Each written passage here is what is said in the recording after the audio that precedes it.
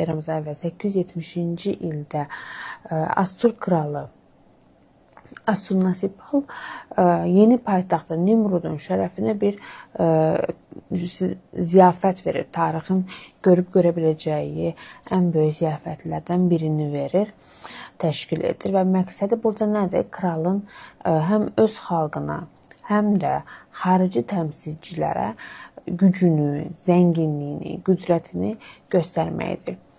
Gəl gör ki, ziyafətin əsl təsir edici tərəfi burada, əhəmiyyətli məna kəsb edən tərəfi burada kralın içki seçimi idi.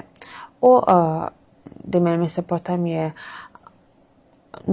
alışılmış içkisi olan pivəyə yox,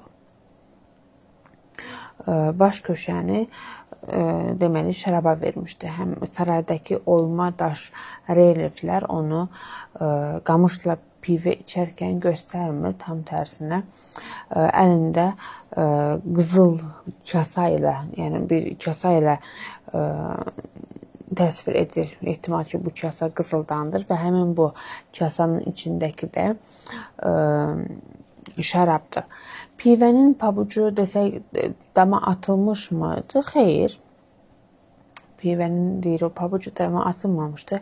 Bu ziyafətdə 10.000 küp pivə də ikram edilmişdi, təqdim edilmişdi qonaqlara. Amma bununla yanaşı 10.000 tulum da şərab ikram edilmişdir.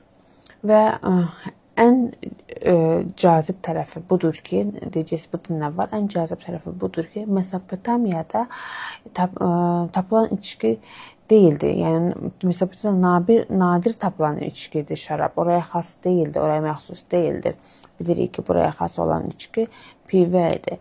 Şərabı dağlardan ovalara daşınmağın maliyyəti, xərici çox böyükdür və bu şərabı pivədən ən az 10 qat daha bahalı edirdi. Və buna görə də Mesopotamiya mədəniyyətində bir egzotik içki, bir yabancı, xarici bir içki olaraq görülürdü. Şərab yerli içki deyildi. Qısaca şərab içməyə ancaq zadəganların gücü çatırdı və əsas istifadəsi də dini idi. Nadir tapılması, yüksək qiyməti olması, bu durumda şərab tapıldığı zaman onu tanrıların içməyinə layiq bir içki edirdi onu. Bir də ən önəmli şey bu ziyafətdə oydu